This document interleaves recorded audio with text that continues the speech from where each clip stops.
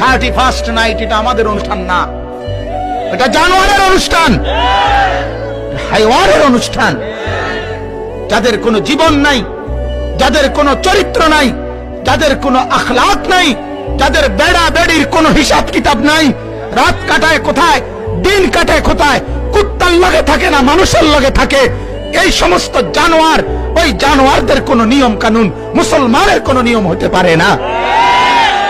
অতএব আমাদের কোনো 31st নাইট নাই, ঠিক আছে না? আমাদের এই নামে কোনো অনুষ্ঠান নাই, আমাদের অনুষ্ঠানের অভাব পড়ে নাই বেঈমানরা। তোরার কাছে আমাদের অনুষ্ঠান হাওলাত দিতে হবে না।